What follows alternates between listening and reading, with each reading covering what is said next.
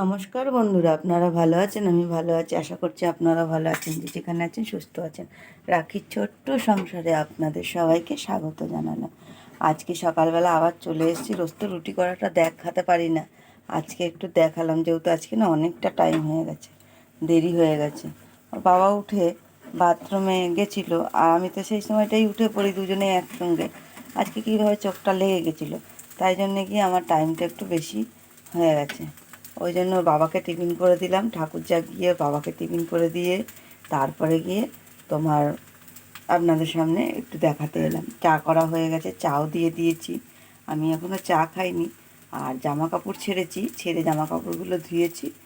আর চলুন সাথে থাকুন, সারাদিন কী করতে পারি সেটা দেখাই।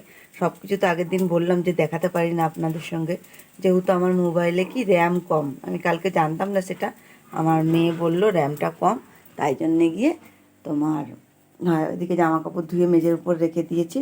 চলুন সাথে থাকুন, কী করি দেখুন। চলুন, জামা কাপড়গুলো তো ধুয়েছিলাম, দেখেছিলাম জানলাটা খুলে।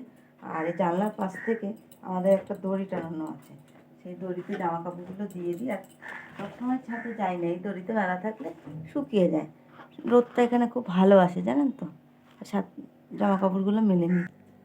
চলুন, জামা কাপড়গুলো তো মেলে নিলাম, নিয়ে একটু চা খেয়ে নিই।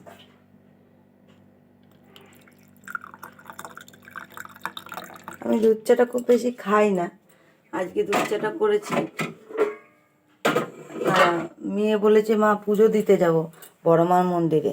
ঠিক আছে, এবার আমার মনে ছিল না যে মেয়ে তোমার পুজো দিতে যাবে, তার চাটা করে ফেলেছি। চাটা আবার থেকে যাবে, না হলে হয়তো আমি আজকে চাই খেতাম না, এরকম ব্যাপার ছিল। দুধ চা খাই না, আমার একটু গ্যাস হয় সেই জন্যে। চলুন চা খেতে থাকি আপনাদের সঙ্গে, একটু চা খেয়ে নিই। আপনারা সাথে তখন সারাদিন কী করি দেখি। আগেই বলেছি আমি তো সব ভিডিও দেখাতে পারি না, যেটুকু দেখাতে পারি সেটুকুই দেখাই। আপনারা ভালোবেসে এত দেখছেন, আমার খুব ভালো লাগছে। কত দিদিভাই কত সুন্দর সুন্দর কমেন্ট করছে। আমার শরীর খারাপ হয়েছিল বলে বলেছে দিদিভাই ওষুধ খেয়ে নাও।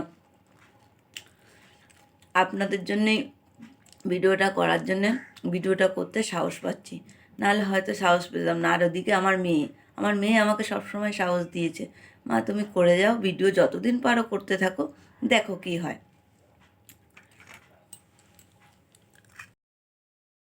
সব গুছিয়ে নিয়েছি, উচ্ছে আলু কেটেছি, ওদিকে ডিম দুটো ছাড়িয়ে নিয়েছি ছেলে মেয়ের, এতে কারি করবো বলে মশলাটা কেটে নিয়েছি।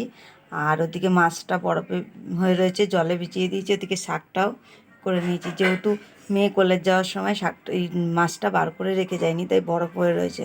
আমি এসে দেখলাম যে মাছটা বরফ হয়ে রয়েছে, তাই জন্যে গিয়ে জলে ভিজিয়ে দিলাম। এখানেই ভিডিওটা শেষ করে দিলাম, আজকে আর বেশি বাড়ালাম না।